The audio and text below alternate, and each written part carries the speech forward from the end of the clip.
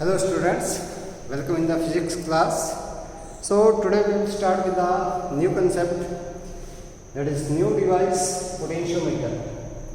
Potentiometer हमारे पास होता क्या है? Potentiometer is a device or it is a apparatus which is used to measure the EMF of a cell or the potential difference between the 2 points in the circuit accurately. कैसे major करेगा ये? Accurately. देखो हम लोग क्या करते हैं कि that the potential difference that can be measured by using the voltmeter also. लेकिन हमारे पास जो वोल्टमीटर है that draws the current from the circuit also. So the potential difference measured by the voltmeter और the EMF that is measured by the voltmeter that is not accurate. So to measure the EMF as well as the potential difference between the 2 points accurately we use a potentiometer. अभी potentiometer होता क्या है हमारे पास, किस तरीके का आता है? पोटेंशियोमीटर जिस तरीके से हम लोग ने मीटर ब्रिज किया था उसी तरीके से थोड़ा सा ऐसे ही वुडन बोर्ड के ऊपर हमारे पास स्ट्रक्चर आता है जिसमें हम लोग कॉन्स्टेंटन और मैंगनीज वायर का यूज़ करते हैं, लेकिन थोड़ा सा अलग तरीके से है हमारे पास. तो देखते हैं, ये हमारे पास है potentiometer. This one is a potentiometer. ये 4 वायर पोटेंशियोमीटर है हमारे पास, दिस वन. ठीक है. So potentiometer that consist of a long wire. एक लॉन्ग वायर है आपके पास, ठीक है. इट कंसिस्ट ऑफ 4 और 10 wires of uniform cross section each of 1 metre long. These are connected in series. इनको कैसे कनेक्ट किया गया है? In series and are arranged in parallel on the wooden board with the help of the thick copper wire, thick copper strips. ये thick copper strips से इनको क्या किया गया, हम लोगों ने अरेंज किया गया along with a meter scale. ये क्या आ गया हमारे पास, एक मीटर स्केल आ गई यहाँ, this one along with a meter scale. इस तरीके से हम लोगों ने इसको क्या किया गया, अरेंज कर दिया गया. ठीक है. सो यहाँ पर हमारे पास it is also provided with a jockey. jockey हमारे पास क्या आ गया? jockey is a contact जो हमारे पास क्या करता है, which is use to make the conduct on the potentiometer wire. इस वायर के ऊपर कंडक्ट बनाने के काम में आता है हमारे पास. लेंथ हमारे पास कहाँ से चलती है? यहाँ से चलती है. There are 2 terminals. हमारे पास 2 टर्मिनल्स आते हैं. This is terminal A and this one is terminal B. ये 2 टर्मिनल्स हैं, A and this one is B. यहाँ से चलेंगे 0, यहाँ पर 100 और यहाँ पर 200, यहाँ पर 300 और यहाँ पर 400 सेंटीमीटर आपके पास लेंथ इसकी हो गई कुल मिलाकर. ठीक है. अगर 10 मीटर वायर हो गई आपके पास तो हमारे पास कितना चला जाएगा, ये दैट इज 1000 सेंटीमीटर तक इस तरीके से वायर जो है वो चलेगी. अब ये लॉन्ग वायर क्यों यूज की जाती है इसके हम लोग बाद में डिस्कशन करेंगे. ठीक. अब जो सारा सर्किट है वो यहाँ से जोड़ा जाता है हमारे पास इन 2 पॉइंट से. ये टर्मिनल ए है और ये टर्मिनल कौन सा है? बी टर्मिनल हमारे पास आ रहा. हम लोग बात करेंगे किसके, इसके प्रिंसिपल की बात करेंगे. हम लोग कंस्ट्रक्शन तो हमारे पास आ गई है, हम लोग बात करेंगे किसके, इसके प्रिंसिपल की बात करते हैं. तो प्रिंसिपल के लिए देखो हमारे पास क्या है कि जैसे मान लो मैं पोटेंशियोमीटर यहाँ पर बनाते हैं हम लोग. एक पोटेंशियोमीटर हम लोग ड्रॉ करते हैं बेटा. So to study the principle of the potentiometer,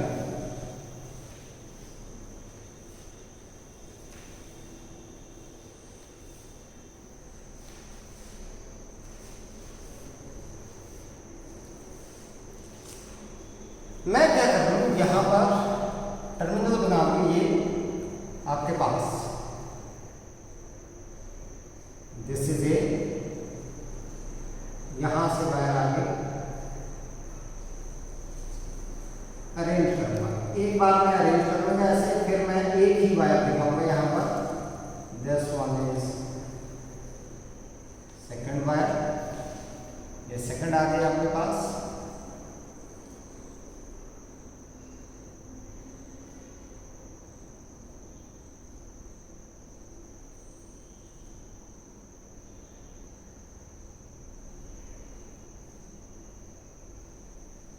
यहाँ से ये थर्ड,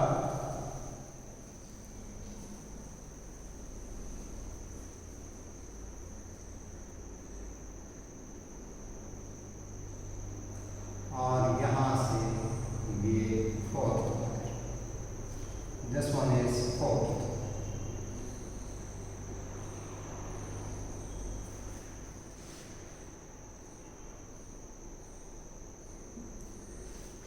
ये देखो these are arranged in parallel but these are connected in series. यहां पर मैं लगा दूंगा स्केल.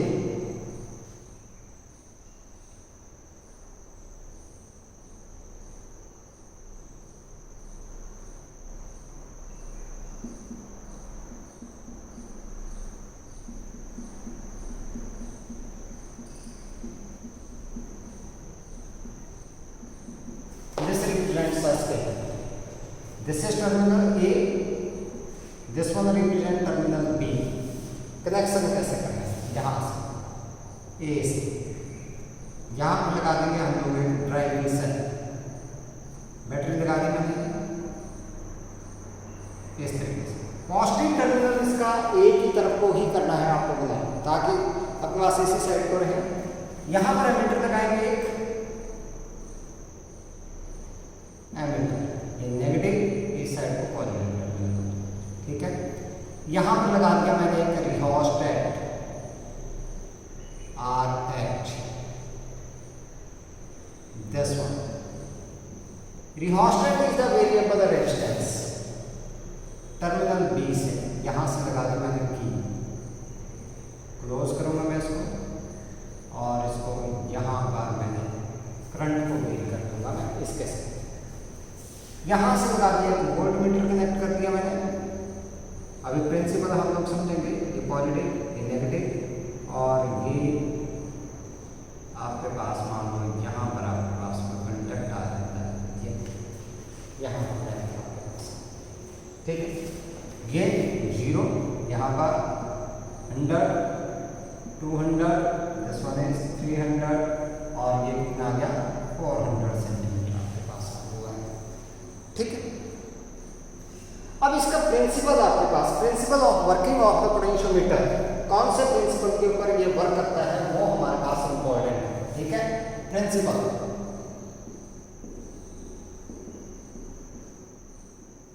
बहुत ज्यादा इंपॉर्टेंट है, कई बार पूछा जाता है ये principal.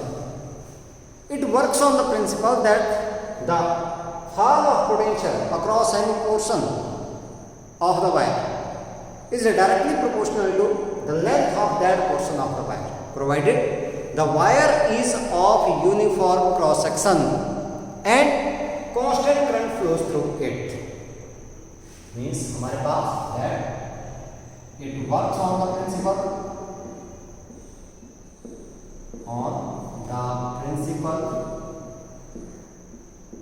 that fall of potential across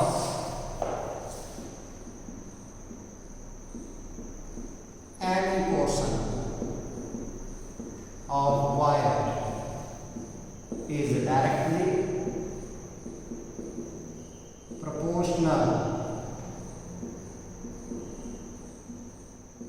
to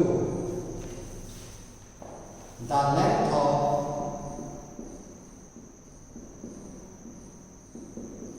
that portion of wire, provided condition क्या है हमारे पास, wire is of uniform cross section,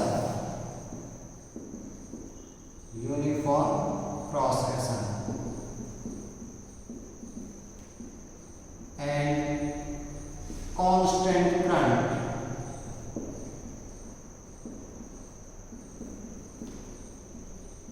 flows through it. इसके थ्रू जो है वो कांस्टेंट करंट क्या करे, फ्लो करना चाहिए आपके पास. तो इसका मतलब V that is directly proportional to length, और हम लोग लिख सकते हैं V that is equal to A. Means आपके पास मेनली ये इसका प्रिंसिपल है वर्किंग का. लेकिन कंडीशन क्या है, wire that should B of uniform cross section. इसका क्रॉस सेक्शन एरिया क्या होना चाहिए, यूनिफॉर्म, हर जगह पर सेम थिकनेस होनी चाहिए, और कांस्टेंट करंट जो है वो वायर में फ्लो करना चाहिए. अब बात करते हैं हम लोग यहाँ पर, मान लो हमारे पास लेट इसको प्रूव करेंगे हम, कुछ रिजल्ट निकालेंगे हम लोग यहाँ से। मान लो हमारे पास, मैं हटा देता हूँ इसको, इसी चीज को हम प्रूव करेंगे यहाँ पर। जहां पर ये बैलेंसिंग लेंथ आई है, मैं वहां तक की बात करूंगा। वो लेंथ आपके पास एल के बराबर है, मान ये कुल मिलाकर यहां से और यहां तक लेंथ कितनी है आपके पास, एल के बराबर I. So let A be the area of cross section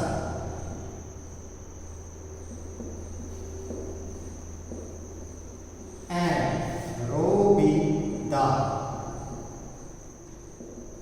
resistivity of the material of wire, material of wire, ये मान लिया, ठीक है। मान लो हमारे पास late R be the resistance of length L of wire, कितनी लेंथ का, L लेंथ का रेजिस्टेंस कितना है, R के बराबर, क्योंकि हमें पता है resistance that depend on the dimensions of the wire also. तो एरिया तो कांस्टेंट है लेकिन लेंथ के ऊपर भी क्या करेगा आपके पास डिपेंड करेगा। अगर मान लो if I be the current flowing in the wire, constant current हमारे पास कितना आई फ्लो कर रहा है, तो हमारे पास according to Ohm's law, according to Ohm's law, देखो क्या है, that V is equal to I into R, ठीक है। लेकिन हमें पता है but this R is equal to rho L upon A, so therefore V is equal to I, R की वैल्यू रख दूँ मैं rho L upon A, तो मेरे पास आ गया V is equal to I rho upon A into L। For constant current, current हमारे पास क्या हो गया, constant, I constant, density of the material that depend on the nature of the material, area is uniform, तो ये सारी चीजें क्या हो गई, कांस्टेंट हो गई। So V that is equal to KL, where this K that is equal to I rho upon A के बराबर, ठीक है। So this V is directly proportional to L, that the potential difference or the fall of the potential across any portion of the wire that is directly proportional to the length of that portion of the wire, provided the wire is of uniform cross section and a constant current flows through it। यहाँ पर हमारे पास this K, ये K आपके पास that is V upon L, it is known as potential gradient, क्या बोलेंगे इसको, potential gradient।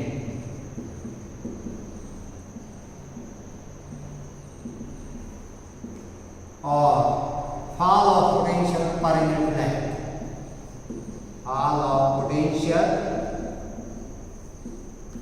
per unit length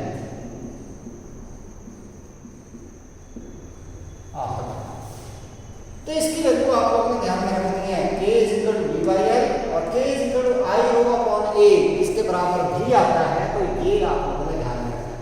mainly इसका बेटा प्रिंसिपल ध्यान में रखना है आप लोगों ने। प्रिंसिपल अगर पूछा जाए तो ये सारी चीजें आप लोगों ने नहीं लेनी है, ये तब हम लोगों ने काम में लेनी है जब हम लोग इसकी सेंसिटिवनेस करेंगे, उस दौरान हम लोगों ने इसको यूज में करना है, अदरवाइज इसको यूज में नहीं करना है हम लोगों ने, ठीक है।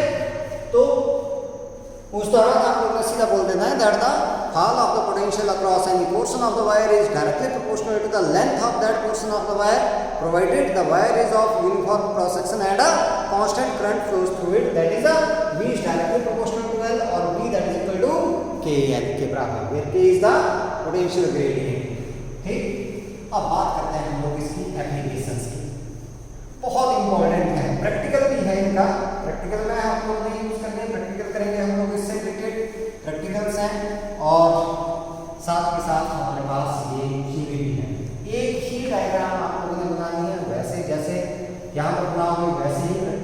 बनानी है और जैसे यहाँ पर काम करोगे वैसे ही वहाँ पर काम करना है, ठीक है। पहला है हमारे पास यहाँ पर एप्लीकेशन, दो एप्लीकेशन है और यूजेस हम लोग अगर बात करें दैट इज एप्लीकेशंस ऑफ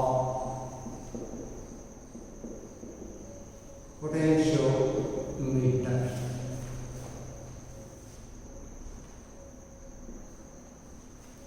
पहली है that is a comparison of the EMFs of to sales using potentiometer.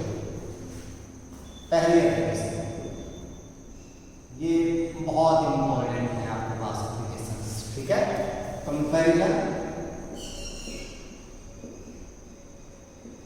Of EMFs of two cells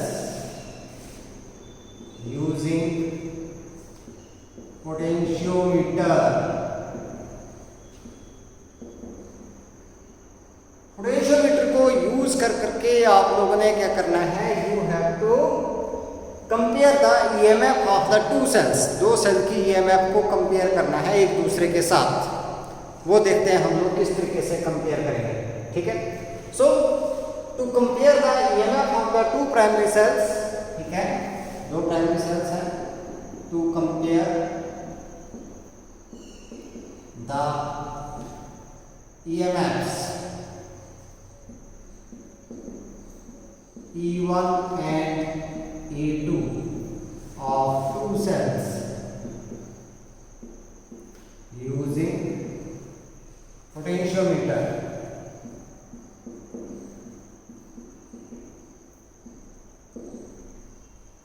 The circuit diagram is as shown in the figure। Circuit diagram is as shown in the figure, जैसा कि हमारे पास दिखाया है, ठीक है। अब मैं ये 4 वायर नहीं लूंगा, बस एक वायर से ही मैं दिखाऊंगा। यहाँ पर ये हमारे पास ये मैंने ले ली wire potentiometer wire.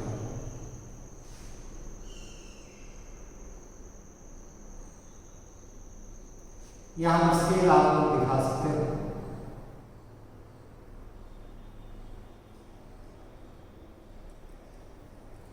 yes,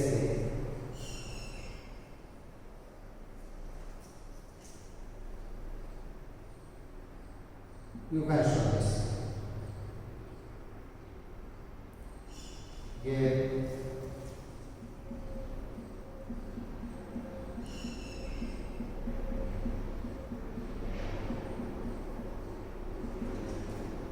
this is terminal A, this one is terminal B, या ठीक है। हमारे पास यहां से सर्किट कंप्लीट करेंगे। यहां पर जोड़ेंगे ड्राइविंग सेल, बैटरी या बैटरी जनरेटर हम लोग जोड़ते हैं इस तरीके से। या आ गया यहां पर एमीटर,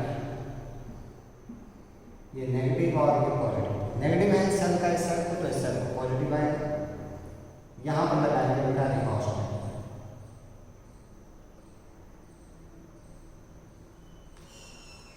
यहां से चलेंगे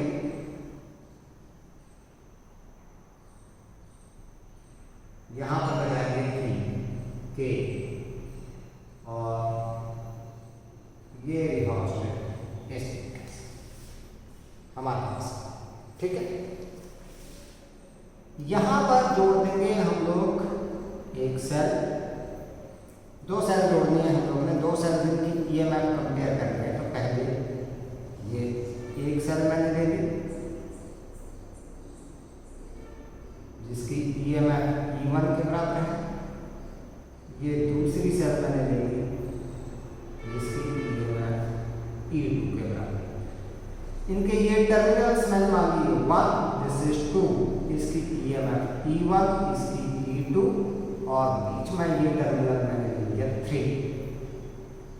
इसके साथ मैंने जोड़ दिया यहाँ पर गैल्वेनोमीटर और यहाँ पर जॉकी लगा करके ये हमारे पास मान लो बैलेंसिंग लेंथ हमारे पास आएगी जे। ये बात में देखते हैं हम लोग क्या ये सर्किट बनेगा, एक बाद में भी आएगा हमारे पास, वो बाद में। तो पहला काम क्या है हमारे पास, ये तो हो गई सर्किट डायग्राम। यहाँ से पहला काम क्या है, that close the key and maintain the constant current in the circuit by using the rheostat RH।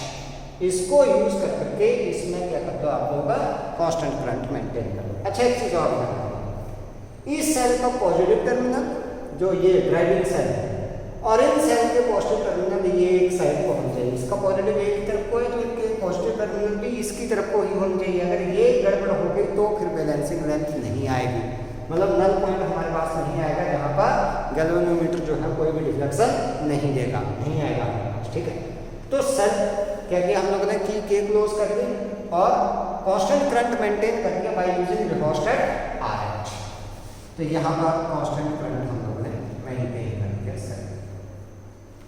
Now plug the key between the terminals 1 and 3 so that the cell of EMF E1 that is in the circuit with the galvanometer G इसके साथ circuit में। Now make the contact of jockey on the potentiometer wire to find the null point where the galvanometer does not show any deflection। अब deflection कहाँ पर नहीं देगा, जहां पर इसकी वजह से जो पोटेंशियल है वो बैलेंस हो जाएगा इस सेल की EMF से आपके पास। इसका मतलब उस दौरान इसके थ्रू, इस सर्किट के थ्रू कोई भी करंट जो है फ्लो नहीं होगा, means this will not draw any current from the circuit. तो मान लो that the null point is at J such that this one that is AJ that is equal to L1। अब हमने क्या किया है, क्योंकि यही बैलेंसिंग लेंथ दे रही है आपके पास, E1 दे रही है बैलेंसिंग लेंथ, तो हमें पता है कि डेटा V fall of potential that is directly proportional to the length. तो कांस्टेंट करंट तो मेंटेन किया हुआ है हम लोग ने, therefore this E1 is directly proportional to length L1। ये हमारे पास आ गया, या हम लोग क्या बोल सकते हैं that this E1 that is equal to K L1, ये आ गया नंबर 1। अब unplug the key between the terminals 1 and 3, इसमें से अनप्लग कर दिया हम लोगों ने, and plug the key between the terminals 2 and 3 so that the cell of EMF E2 that is in circuit with the galvanometer। Now again make the contact of the jockey on the this one potentiometer wire to find out the null point and let this null point that is at J dash। कहाँ पर आ जाता है आपके पास, J dash के ऊपर आता है। सो मान लो हमारे पास जो ये AJ डैश है that is equal to L2 के बराबर। अब क्योंकि हमारे पास ये जो है क्या, ये ही EMF इसको क्या कर रही है आपके पास बैलेंस कर रही है, तो this one that is EMF E2 that is directly proportional to length L2 according to the principle of the potentiometer. So E2 that is equal to K L2 number 2। So dividing 1 by 2, divide कर लो, dividing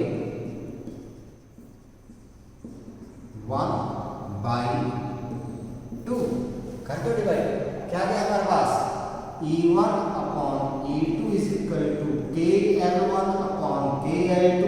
अब ये तो भाई same रहेगा आपके पास, potential gradient तो सेम है, सो ये कैंसिल आउट हो जाएगा। सो हमारे पास क्या आ गया, that is E1 upon E2 that is equal to L1 so इस तरीके से हम लोग जो है सेल की EMF को कंपेयर कर सकते हैं, लेंथ हम लोगों ने यहाँ से मेजर। तो ये था हमारे पास पहला। दूसरा हमारे पास मेथड है क्या करने के लिए, that is to find the internal resistance of a cell by using potentiometer. Cell का इंटरनल रेजिस्टेंस हम लोगों ने फाइंड आउट करना है क्या कर करके, इसको पोटेंशियोमीटर को यूज करके देखते हैं।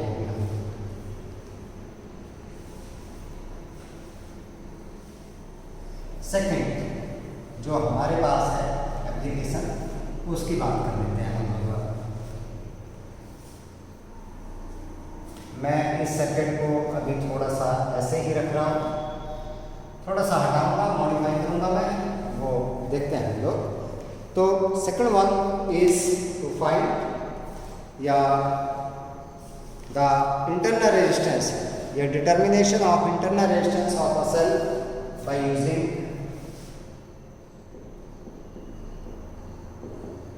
determination of internal resistance of cell by using potentiometer।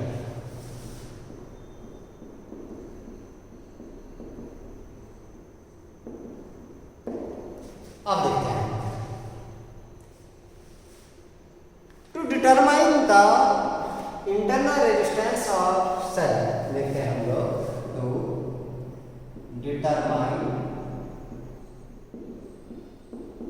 The internal resistance, मैं इस साइड को हटा ही दूंगी, यहाँ पर मैं कुछ और काम करूँगा, बाकी बाद में देखते हैं, ठीक है। Internal resistance r of cell of EMF E by using potentiometer।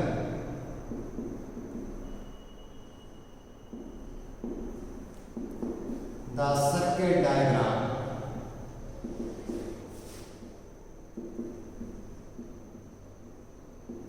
is as shown in the figure, जैसा कि दिखाया था। ये सर्किट वैसा का वैसा ही रहेगा। ये टर्मिनल ए था आपके पास, यहां से क्या करो बेटा, ये सेल हम लोगों ने लगा ई है, यहां पर मैंने क्या कर दिया, एक रेजिस्टेंस बॉक्स जोड़ दिया जिसका नॉन रेजिस्टेंस हम लोग निकाल सकते, और यहां पर K1 मैंने लगा दिया और इसको जोड़ दिया इसके, यहां पर लगा दिया गैल्वेनोमीटर, और ये आपके पास पहले आ गया null point.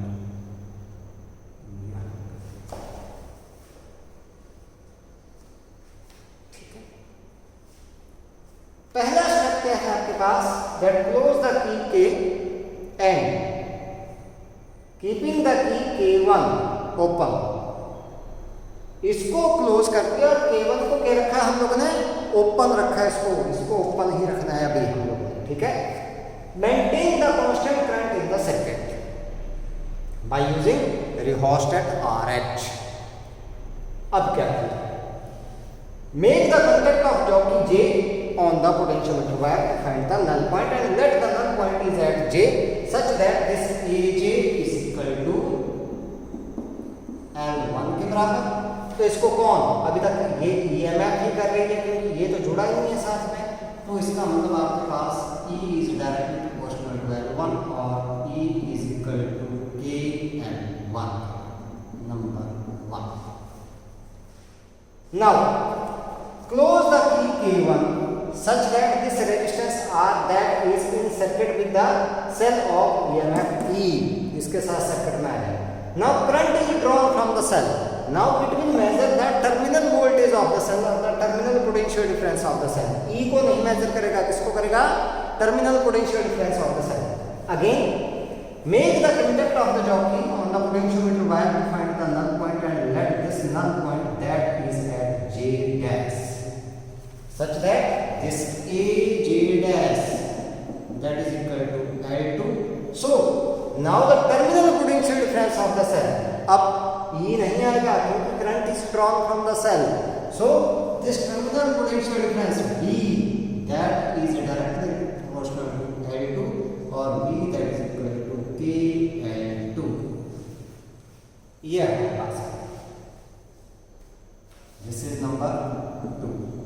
dividing 1 by 2, dividing 1 by 2, we get E upon B is equal to K L1 upon K L2. So E upon B is equal to L1 upon L2. Number 3. So the internal resistance of the cell, अगर देखें हम तो किसके बराबर था? R is equal to E upon B minus 1 into R, where R is the resistance जो हम लोगों ने यहाँ पर दिया, कनेक्ट किया, ये वाला फिक्स वैल्यू जो थी आपके पास वो। सो यूजिंग 3, यहाँ से हम यूजिंग दिस वैल्यू थर्ड यहाँ से L E upon B L1 over L2, so R is equal to L1 over L2 minus 1 into R, या हम लोग वैसे तो बोल सकते हैं R is equal to L1 minus L2 over L2 into R. So in this way we can find out the internal resistance of the cell by using the potentiometer. ठीक है। अब क्वेश्चन अराइज होता है हमारे पास कि कुछ reasoning हम लोग यहां से करेंगे कि दैट वो हम लोग वैसे कर लेते हैं। We prefer voltmeter over we prefer potentiometer over the voltmeter to find the EMF of the cell or to measure the EMF of the cell. EMF बेटा कब मेजर की जाती है आपके पास? क्या होती है EMF? अगर हम लोग देखें then it is the maximum potential difference between the two electrodes of the cell when no current is drawn from the cell. अगर वोल्ट मीटर हम लोग जोड़ेंगे तो ये कुछ ना कुछ करंट जो है उसमें से ड्रॉ करेगा, तो इसका मतलब it will not give the accurate value of the EMF of the cell. लेकिन जो आपके पास पोटेंशियोमीटर है it is based on the null deflection method, so it does not draw any current from the cell, so that's why we prefer potentiometer over the voltmeter to determine the EMF of the cell, to measure the EMF of the cell, because it is based on the null diffraction method and draws no current from the cell. ठीक है। दूसरी बात हमारे पास ये बोला जाता है कि that which one will measure the accurate potential difference between the 2 points in the circuit, a potentiometer और a voltmeter, justify your answer. तो कौन करेगा आपके पास? Potentiometer, because it is based on the null deflection method and it does not draw any current from the circuit, hence it will give the accurate value of the potential difference between the 2 points in the circuit. तो इसलिए हमारे पास ये क्या रहता है? accurate value जो है वो मेजर करता है। ठीक है। मोर ओवर एक एडवांटेज इसकी और है ओवर द वोल्टमीटर कि ये सिर्फ हमारे पास क्या वोल्टमीटर तो सिर्फ पोटेंशियल डिफरेंस मेजर करने के काम आता है, बट इट है this potentiometer that have multiple purpose. Multiple purpose कौन सा आ गया हमारे पास कि भाई ये हमारे पास EMF भी कंपेयर कर लेता है, ये इंटरनल रेजिस्टेंस भी फाइंड आउट कर लेते हैं हम लोग इससे सेल का, कर लेते हैं नहीं करते हैं, तो इस तरीके से हमारे पास ये मल्टीपल पर्पस के लिए भी यूज हो जाता है। अच्छा एक चीज आओ, जो वायर यूज होती है इसमें वो भी कौन सी है? कॉन्स्टेंटन और मैंगानीज वायर। रीजन वही है फिर से जो हम लोगों ने किसमें किया था, मीटर ब्रिज में। वाई वी यूज कॉन्स्टेंटन और मैंगानीज वायर और alloy wire in case of what? Potentiometer, because Constantan or manganese, these are alloy and these have high resistivity and a less value or low value of a temperature coefficient of resistance, इसलिए हम लोग इसका use करते हैं, alloy की wire का use करते हैं। ठीक है। तो चलो अब हम लोग बात करते हैं थोड़े से इसकी सेंसिटिवनेस ऑफ पोटेंशियोमीटर। सेंसिटिव कब होगा हमारे पास पोटेंशियोमीटर? अब हम लोग उस पुराने रिलेशन को यूज करेंगे जो हम लोग ने बात की थी प्रिंसिपल में से। Sensitiveness of potentiometer.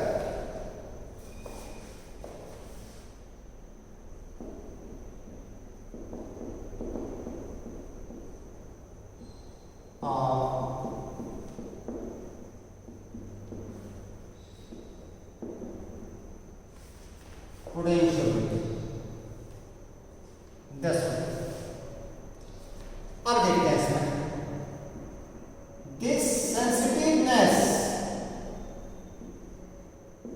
of potentiometer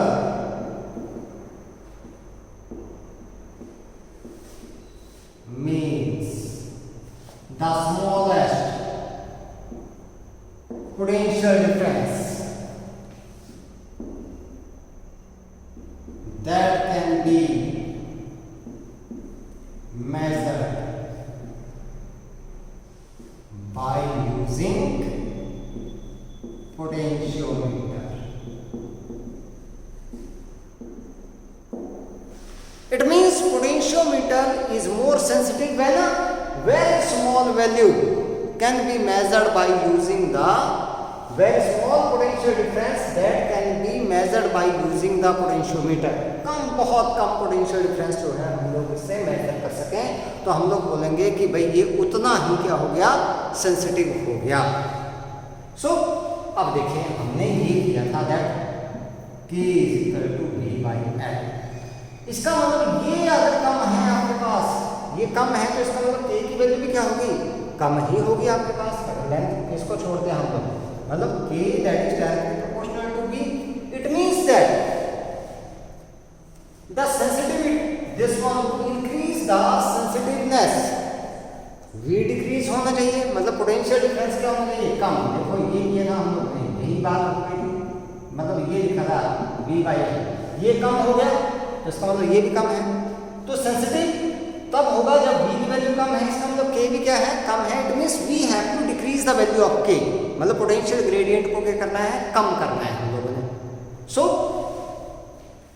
to increase the sensitiveness of potentiometer,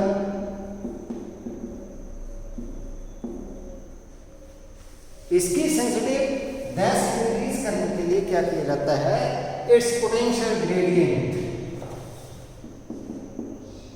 its potential gradient K is decreased and this is achieved. This is achieved. देखते हैं कैसे, मतलब K की वैल्यू कम होगी तो पोटेंशियोमीटर उतना ही ज्यादा क्या होगा, सेंसिटिव होगा. ये ध्यान रखना, K की वैल्यू जितनी कम होगी उतना ज्यादा पोटेंशियोमीटर क्या होगा, सेंसिटिव होगा. पहली बात हमने किया K = V/L, तो by increasing the length increase करते हैं वायर की तो सेंसिटिविटी ऑटोमेटिक क्या हो गई, इंक्रीज हो गई. So by increasing the length of potentiometer wire,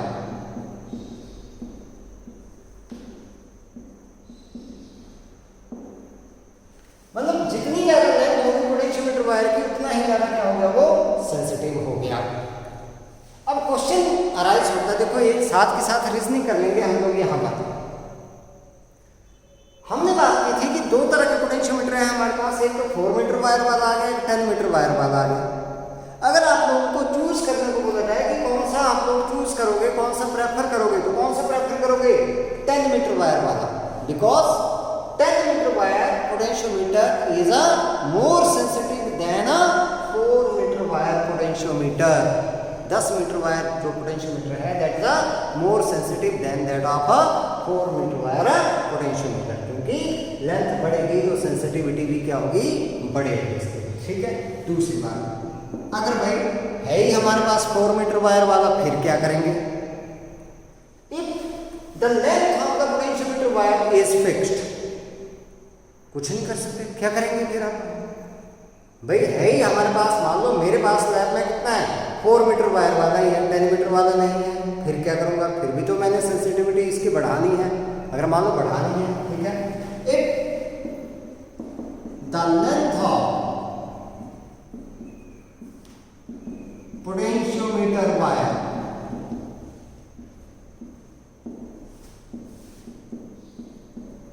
is fixed, ये हो गई फिक्स्ड। तो K की वैल्यू डिक्रीज करने किसके लिए? सेंसिटिविटी इंक्रीज करने के लिए। Then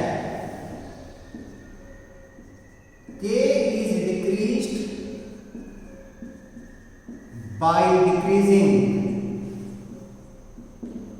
current in the circuit. Current in a circuit using rheostat to increase the sensitivity. Increase the sensitivity. देखो हमारे पास K का फार्मूला एक और है, K rho I upon A। Resistivity of the material that is constant, area of cross section that is also constant. अब क्या किया? I को कम कर दिया हमने, करंट क्या कर दिया? कम कर दिया। रखना कांस्टेंट है, लेकिन वैल्यू क्या रखनी है? कम कर दी भाई हमने। ये कम हो गया तो K क्या हो गया? ऑटोमेटिक कम हो गया। K कम हो गया, इसका मतलब आपके पास क्या हो गया? सेंसिटिविटी इंक्रीज हो गई।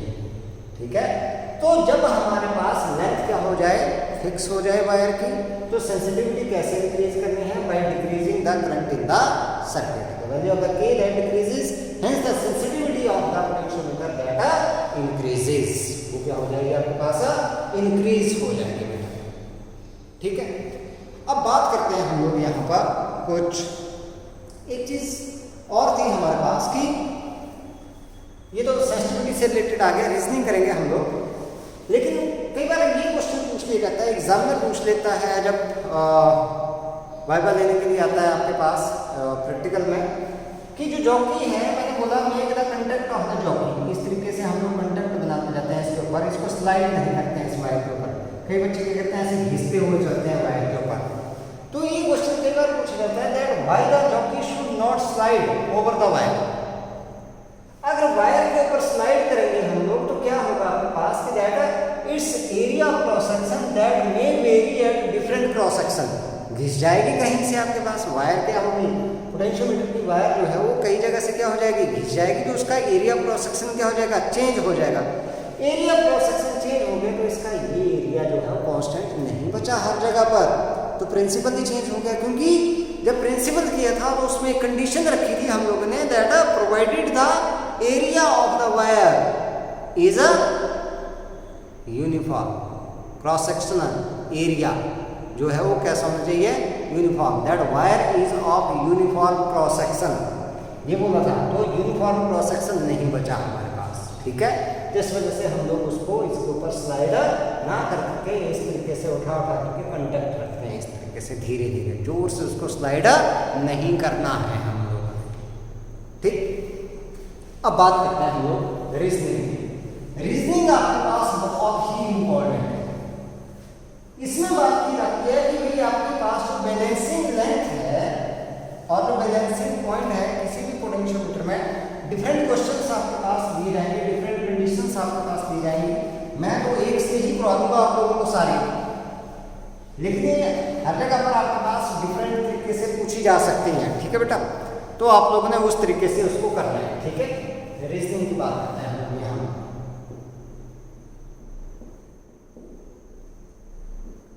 ये बहुत इंपॉर्टेंट है, क्वेश्चन बहुत सारे बनते हैं यहाँ से।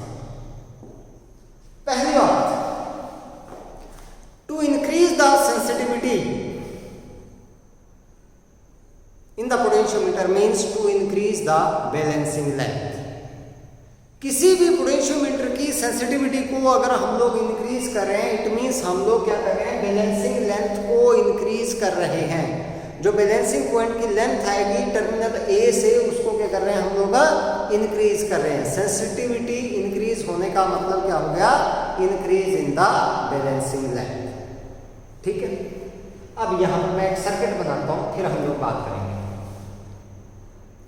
ये है हमारे पास मान लो ये पोटेंशियोमीटर वायर बना ली मैंने, यहाँ पर ये टर्मिनल ए आ गया, ये बी आ गया, यहाँ से ये ड्राइविंग सेल बोलते हैं इसको, ड्राइविंग सेल दिस वन। यहाँ पर मैंने कोई रेजिस्टेंस जोड़ दिया, ये के मैंने ले ली, और ये यहाँ ये वायर है दिस इज रेजिस्टेंस आर। मैं वेरी करूंगा इसको, ये के है, ये सेल ऑफ ईएमएफ पी। ठीक है, यहां से देखते हैं हम लोग,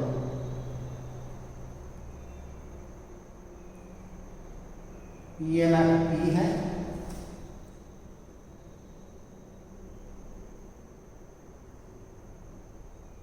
ये K1 लगा दी मैंने, ये रेजिस्टेंस मैंने मान लिया S, कोई वेरिएबल रेजिस्टेंस, इसको ऐसे जोड़ दिया। यहां पर कोई रेजिस्टेंस R1 मैंने लगा दिया, ये गैल्वेनोमीटर, और नल पॉइंट मान लो यहां पर आ गया 10। ये कंडीशन लगा, ठीक है। इसको बोलते हैं ड्राइविंग सेल। ये E is known as driving cell, जो सर्किट को ड्राइव करेगा, ड्राइविंग सेल। ध्यान से समझ लिया मेरे इस मिसाल के साथ। हमारे पास की को क्लोज कर दिया हम लोगों ने, बाकी सारी चीजें कांस्टेंट रखी। पहली condition to obtain the null point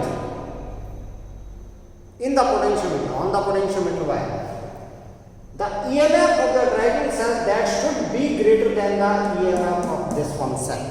ये कंडीशन है हमारे पास। पहला टू ऑब्टेन बैलेंस पॉइंट,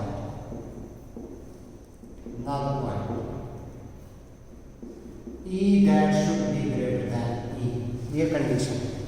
अगर मान लो आपके पास reason if this E is less than E, अगर ये इससे कम हो जाता है, then fall of potential across the potentiometer wire that should be less than the EMF of the cell, hence the potential that is never balanced, ये कभी भी balance नहीं होगा, और उस वजह से आपके पास बैलेंसिंग लेंथ जो है वो कभी नहीं मिल पाएगा। ठीक है, सो इन दैट केस क्या हो जाएगा आपके पास, that the potential difference across the wire of potentiometer is less than EMF E of cell, hence balance point is not obtained। कभी नहीं आएगा भी नहीं। तो इसका मतलब बैलेंस पॉइंट ऑब्टेन करने के लिए ये ड्राइविंग सेल की EMF इससे क्या होनी चाहिए, ज्यादा। दूसरी बात, इसके इंटरनल रेजिस्टेंस का बैलेंसिंग लेंथ के ऊपर कोई भी फर्क नहीं पड़ेगा, क्योंकि EMF that is independent from the internal resistance, उससे इंडिपेंडेंट है, उससे इंडिपेंडेंट है। इसका मतलब आपके पास जब क्या होता है, बैलेंसिंग पॉइंट आता है, तो इस सेल से कोई भी करंट ड्रॉ नहीं होता। इट मींस वो क्या करता है, EMF तो उसको क्या करती है, बैलेंस करती है। तो इसका मतलब आपके पास second one that balance point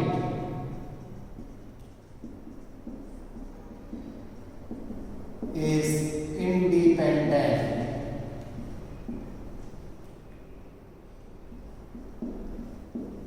from the internal resistance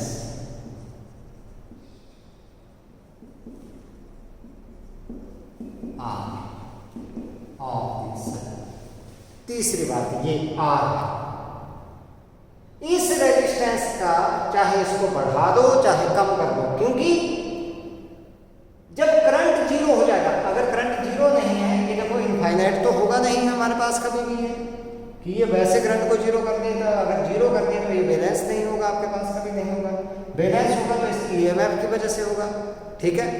तो इसका मतलब हमारे पास इसकी वैल्यू चाहे कम रखो चाहे ज़्यादा रखो, ये कभी भी बैलेंस पॉइंट को इफेक्ट नहीं करेगा, ठीक है। So this resistance R1 resistance R1, ठीक है, does not affect the balance point।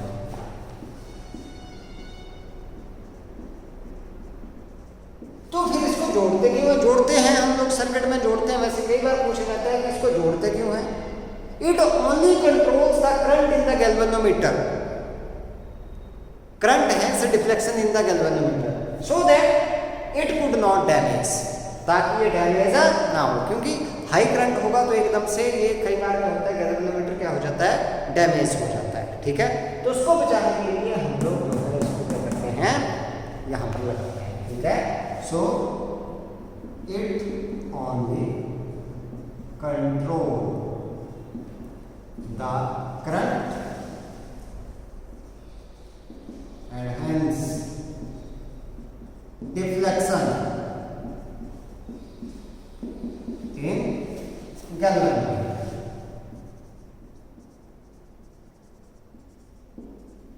तो इसका भी कोई इफेक्ट नहीं हुआ किसके ऊपर, बैलेंस पॉइंट के ऊपर, मतलब वही का वही रहा हमारे पास।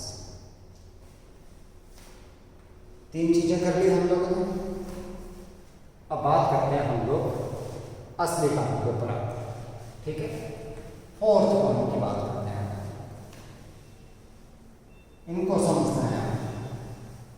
एग्जामिनर उलझाएगा कई बार कि भाई इस आर को इंक्रीज कर दिया, R1 को इंक्रीज कर दिया, फिर क्या होगा बैलेंसिंग लेंथ के ऊपर, क्या फर्क पड़ेगा? कोई फर्क नहीं पड़ेगा बेटा, कुछ फर्क नहीं पड़ना है।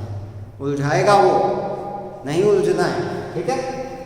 हम लोग बात करते हैं that when R is increased by keeping K1 open, इसको तो क्लोज कर दिया, ये ओपन रखा हम लोगों ने, ठीक है। फोर्थ वन,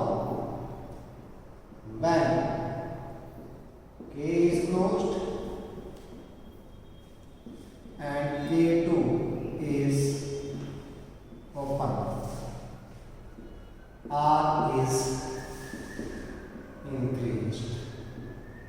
अब ये रेजिस्टेंस इंक्रीज हुआ, डिक्रीज होने का भी बताऊंगा मैंने मान लिया पहले कि इसको इंक्रीज किया गया, इस रेजिस्टेंस को इंक्रीज किया गया, ये रेजिस्टेंस इंक्रीज हुआ मतलब इस सर्किट का रेजिस्टेंस इंक्रीज हुआ, मतलब करंट क्या हो गया, डिक्रीज होगा, क्योंकि ये रेजिस्टेंस इंक्रीज हुआ तो क्या हो गया यहाँ पर, देयरफॉर करंट डिक्रीजेस।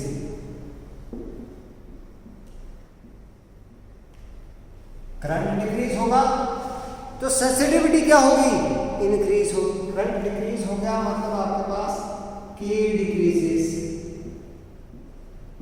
सो sensitivity increases.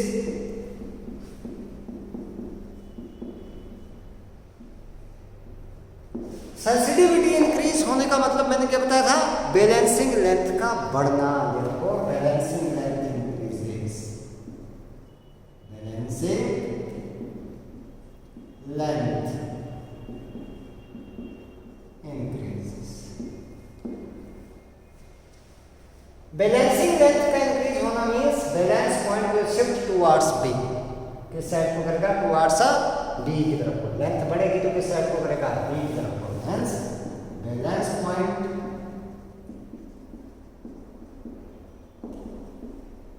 shift towards B, B मतलब राइट की तरफ। अच्छा अगर मान लो इसको डिक्रीज करें, फिर देखते हैं। R को डिक्रीज कर दिया, करंट इंक्रीज हो गया, सेंसिटिविटी डिक्रीज हो गई। सेंसिटिविटी डिक्रीज होने का मतलब आपके पास बैलेंसिंग लेंथ का डिक्रीज होना, बैलेंसिंग लेंथ डिक्रीज होना मतलब किस साइड को, ए की तरफ को आ जाएगा बैलेंस पॉइंट, तो उसका उल्टा होगा।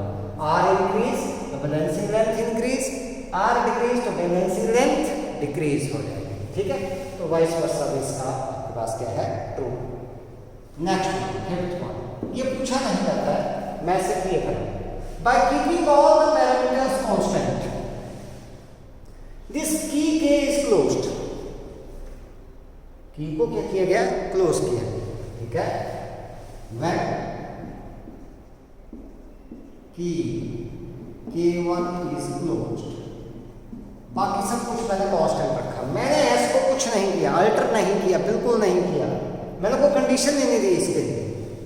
अब पहले था E, अब आ गया V, अब V आपके पास है, देखो E मान लो पहले था आपके पास L1 के बराबर, तो V आएगा L2 के बराबर। अब क्योंकि क्या है आपके पास, E is greater than V, therefore L1 is greater than L2, सीधी सी बात है। तो इसका मतलब आपके पास बैलेंसिंग लेंथ क्या हो जाएगी, डिक्रीज हो जाएगी। या आप लोग ऐसे भी लिख सकते हो कि that this one that is V is less then E, ऐसे बोल सकते हैं आप लोग। तो L2 is less then L1, it means balancing length that decreases, it means that the balancing point that will shift towards the left, means towards A। लेकिन ये question नहीं पूछा जाता। क्वेश्चन कैसे पूछा जाता है, क्वेश्चन इस तरीके से पूछा जाता है कि दैट की K is closed and S is increased or decreased, ठीक है। तो मैं उसके ऊपर आ रहा हूं, मैं K1 is closed and S1 is, मैं इंक्रीज से ही बात करता, इंक्रीज कर दिया हमारे पास, इंक्रीज कर दिया तो current drawn from the cell that decreases, तो हमें पता है V that is equal to E minus IR। अब I डिक्रीजेस, तो ये क्योंकि, तो I क्या होगा, डिक्रीज। करंट ड्रॉ फ्रॉम, क्योंकि S क्या हो गया आपके पास है, इंक्रीज हो गया, S इंक्रीज हुआ तो करंट क्या हुआ, डिक्रीज हुआ। करंट डिक्रीज हुआ, ये फैक्टर डिक्रीज हो रहा है, तो V क्या हो रहा है, इंक्रीज, दैट इंक्रीज। अब ये इंक्रीज हो रहा है तो V is directly proportional to length, तो इसका मतलब लेंथ भी क्या होगी, इंक्रीज होगी। बैलेंसिंग लेंथ इंक्रीज होगी, it means that the balance point that will shift towards B, किस साइड को होगा, shift towards B। So this one that is the balance point that shift, balance point shift towards B, मतलब right. अच्छा, अगर हम की close करते और S को डिक्रीज करते, S डिक्रीज होता तो करंट I क्या होता, इंक्रीज होता। I इंक्रीज होता तो ये वेक्टर इंक्रीज हो रहा है, तो B क्या होता, डिक्रीज होता। V is directly proportional to length, मतलब लेंथ क्या होती, डिक्रीज होती, तो किस साइड हो जाता, इस साइड को शिफ्ट हो जाता आपके पास। तो ये पॉइंट्स आप अपने ध्यान में रखना, किसमें, रीजनिंग में। ये आपके पास थी रीजनिंग बेटा, सारे के सारे रीजनिंग हम लोगों ने यहाँ से कर ली, ठीक है। अब बात करते हैं हम लोग किसकी, that is a heating effect of the current. जल्दी जल्दी थोड़ा सा हीटिंग इफेक्ट के ऊपर करते हैं हम लोग, हीटिंग इफेक्ट देख लेते हैं करंट के। 10th में जो रखा है हम लोगों ने, वही हम लोग बात करेंगे यहाँ पर, हीटिंग इफेक्ट ऑफ करंट। थोड़ा सा बताऊंगा मैं आप लोगों को इसके बारे में। When current is pass through a conductor, heating effect की बात कर रहा हूं मैं यहाँ पर।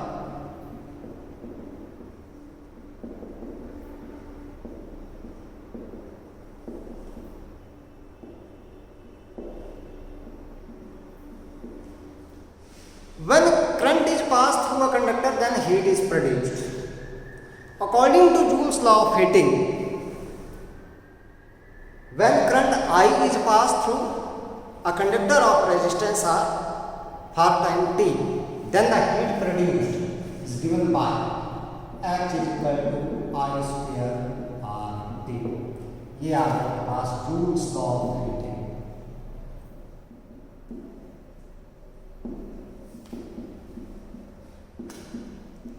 हीट आपके पास एनर्जी है तो इसके SI यूनिट आपके पास जूल ही रहेंगे।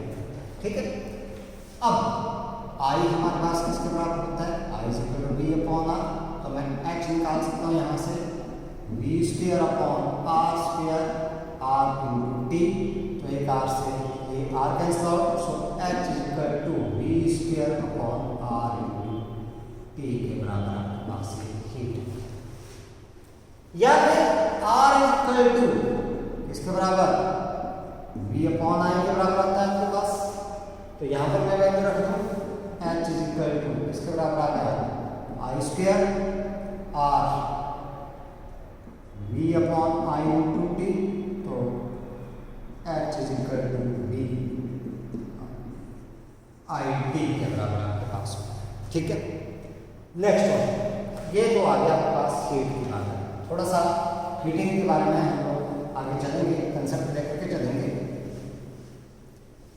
जितने भी हमारे पास जो अप्लायंसेस हैं, हीट अप्लायंसेस, उनके जो एलिमेंट्स हैं, the elements of the heat appliances these are made up of alloys, specially nichrome के बनाए जाते हैं हमारे पास। क्यों?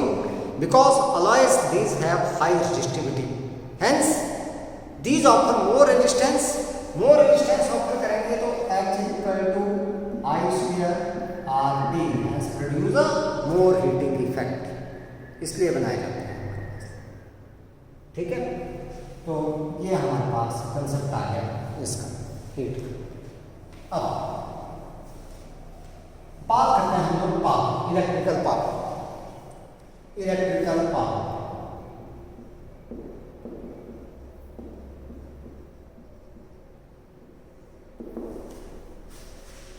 इलेक्ट्रिकल पावर अगर हम लोगों ने किसी भी सर्किट में अगर निकाल के चले हम लोग, then it is the rate of work done by the source of the EMF to maintain the current in the circuit.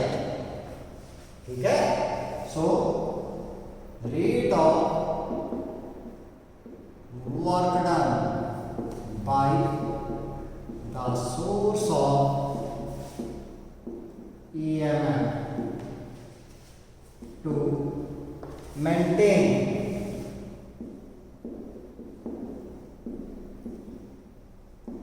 current in the circuit is called the power of the circuit. Power of circuit. So power आ गई हमारे पास, power that is equal to work done per unit time means power that is equal to work done per unit time. मैं unit की बात कर लेता हूं पहले, फिर हम लोग बाकी रिलेशन निकालेंगे इसके यूनिट। सो व्हेन इसके SI unit of power is watt, denoted by capital W. So when this work done is 1 joule, time is 1 second, then this power is equal to 1 watt. So 1 watt power that is equal to 1 joule upon 1 second, that is 1 joule per second. So the electrical power of a circuit is 1 watt when 1 joule of work is done by it per second to maintain the current in the circuit. ठीक है, अगर बाकी unit की बात करें हम लोग तो इसके यूनिट हम लोग किलोवाट में लिखते हैं। तो 1 kilowatt that is equal to 10 raised to power 3 watt. 1 megawatt की बात करें 10 raised to power 5 watt की, सॉरी 6 वाट की बात कर लेते हैं हम लोग। और हॉर्स पावर आपके पास आते हैं यूनिट हॉर्स पावर। सो 1 हॉर्स पावर 746 वाट की बात करें। ठीक है, अब इसके लिए मैं रिलेशन निकालता हूँ। बाकी रिलेशन इलेक्ट्रिकल पावर, क्योंकि ये तो हम लोग ने वैसे किया वर्क डन, अब from the definition of the potential, देखो V किया था हम लोगों ने potential, that is work done per unit charge. यहाँ से मैं वर्क डन निकालूं तो V × Q के बराबर है। करंट किया था हम लोगों ने, that is current is equal to charge per unit time, तो यहाँ से मैं टाइम निकालूं तो किसके बराबर आ गया, दैट इज Q/I के बराबर आ गया। तो इस इक्वेशन 1 में चलते हैं। So P that is equal to work done VQ/Q/I, Q से Q cancel out, that is equal to VI। तो पावर आ गया हमारे पास किसके बराबर, power that is equal to VI। ये फार्मूला हमारे पास है। अब एक चीज और, हमें पता है that V is equal to IR, यहाँ पर रख दूं मैं, तो पावर किसके बराबर आ गई, power that is equal to V की जगह IR रख दो, IR × I किसके बराबर हो गया, that is equal to I² R के बराबर, दूसरा फार्मूला। या फिर हमें पता है that I is equal to V/R के बराबर आ गया। सो यहाँ पर V/R रख दो मैं इसकी value, so P that is equal to V × V/R that is equal to V²/R के बराबर हमारे पास है। ठीक है, तो तीन फार्मूला हमारे पास पावर के आ गए। यहाँ पर इलेक्ट्रिकल पावर निकालेंगे, पहला आपके पास P is equal to VI that is equal to I²R that is equal to V²/R। जहाँ पर जो चीज दी गई होगी उसको यूज करके हम लोग पावर निकालेंगे। नेक्स्ट वन हमारे पास आती है इलेक्ट्रिकल एनर्जी। अच्छा एक चीज और, इलेक्ट्रिकल एनर्जी करने से पहले अगर मैं बात करूं किसी हाउस होल्ड सर्किट की, then household circuit these are connected in a series में कनेक्ट और पैरेलल में कनेक्ट होते हैं। हाउस होल्ड सर्किट मतलब domestic circuit these are connected in parallel.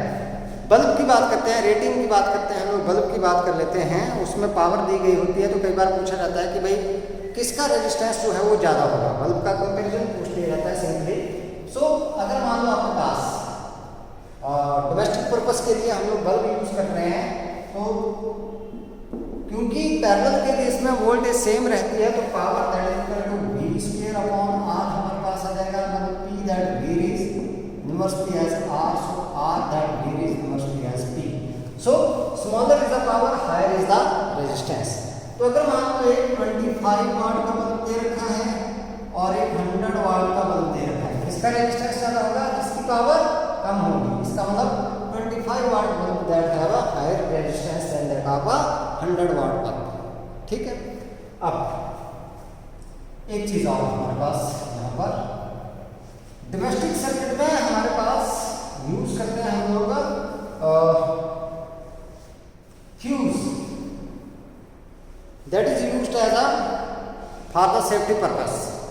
Fuse use किया जाता है, तो फ्यूज जो है हमारे पास that is always connected in series with the live wire. It also works on the principle of a heating effect of the electrical current. Whenever the current that exceed the limit of the given wiring, जो हमारे पास wiring है उसकी limit को क्या कर जाता है, cross कर जाता है। जैसे मान लो 5 एम्पियर का है या आपके पास 15 एम्पियर उस सर्किट की रेटिंग है, उसको एक्सीड कर जाता है, then the wire that melts and hence what happens that it protect the circuit from the overheating, hence from the short circuit और कैचिंग द फायर, वहाँ से बचा देता है। तो जो फ्यूज वायर है आपके पास, फ्यूज वायर ये बनी किसकी होती है, fuse wire that is made up of alloy of tin and lead, ये बनी जिसमें हमारे पास 63% टिन आती है प्लस 37% जो है वो लेड। ठीक है, ऐसे बोल देना कॉपर की बनी होती है, जो मर्जी है वो लगा दो, हम लोग तो लगा देते हैं फ्यूज वायर। नहीं, जो स्टैंडर्ड है वो किसकी है, alloy of tin and lead की आपके पास होती है। ठीक है, बात करते हैं हम लोग electrical energy. Electrical energy it is the product of the electrical energy. Electrical energy that is the product of the electrical power and time. इसके एसआई यूनिट की बात करें अगर हम, देखो एनर्जी को E that is equal to P × T से लिख देते हैं हम लोग। इसके SI यूनिट जूल ही हैं। जब टाइम आपके पास सेकंड में है, ठीक है। और कमर्शियल यूनिट की बात करें अगर इसमें, तो कमर्शियल यूनिट जो हम लोग यूज करते हैं इस किलोवाट आवर।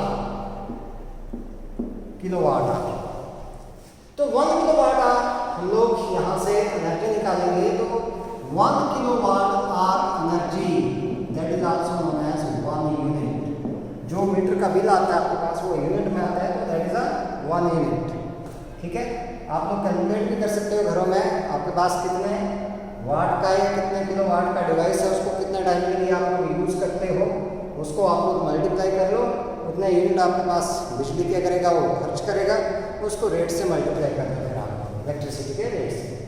सो जूल के साथ रिलेशन करते हैं इसका। 1 kilowatt our, 1 kilo means 10⁻³ watt means 1 joule पर सेकेंड, ठीक है। और आर मीन्स 60 × 60 सेकेंड, इस सेकेंड से तो ये सेकेंड है इसका क्या आ गया 36 × 10⁵ जूल। मतलब हमारे पास ये 1 kilowatt our that is 3.6 × 10⁻6 joule के बराबर हमारे पास 10, ठीक है। ये हमारे पास क्या हो गई एनर्जी। एक चीज और आपके पास that for the maximum power आपके पास जो पावर डिसिपेशन की बात करते हैं, जो फॉर आउटपुट पावर की बात करते हैं, the power output across the load resistance, जो लोड रेजिस्टेंस है अक्रॉस द सेल और बैटरी इज मैक्सिमम, ठीक है। Output power across the load resistance across the battery और cell is maximum when the value of the load resistance is equal to the total resistance or the equivalent resistance, internal resistance, equivalent internal resistance of the cell or battery. Cell और battery का मतलब क्या आ गया, अगर cell है तो उसके रेजिस्टेंस के बराबर हो गया आपके पास, और अगर बैटरी है तो नंबर ऑफ सेल्स जुड़ी होंगी उनके कॉम्बिनेशन के बराबर होना चाहिए, जो हम लोगों ने कंडीशन निकाली थी R that should be equal to R equivalent, ठीक है। मैक्सिमम पावर डिसिपेशन का हो, तो एक क्वेश्चन किया था हम लोगों ने जिसमें लिखा था करंट ड्रॉन था था मैक्सिमम पावर डिसिपेशन, तो उसमें हमने एक कंडीशन दी that R that is equal to R equivalent. तो बेटा ये आपके पास चैप्टर जो थर्ड था, थर्ड की जो थ्योरी पार्ट है, थ्योरी पार्ट आप लोगों का हो गया है कंप्लीट। और बचते हैं कुछ टॉपिक्स के न्यूमेरिकल्स हैं, उनको हम लोग लेकर के चलेंगे अगले लेक्चर में, ठीक है। तो थ्योरी पार्ट आप लोगों ने अच्छे से कर लेना है। जो आज हम लोगों ने रीजनिंग की या जो हम लोगों ने काम किया इससे रिलेटेड जो डिवाइस हम लोगों ने किया, पोटेंशियोमीटर हम लोगों ने किया, उसको अच्छे से आप लोगों ने रिवाइज करना है, क्योंकि वहाँ से रीजनिंग आती है और वो प्रैक्टिकल में भी आता है और उसको एग्जाम में भी पूछा जाता है। तो उन चीज़ों को अच्छे से करना, और वही चीज़ें न्यूमेरिकल में भी हम लोगों ने यूज़ करनी है, तो उनको अच्छे से आप लोगों ने क्या करना है, रिवाइज करना है, ठीक है। So thank you and have a nice day.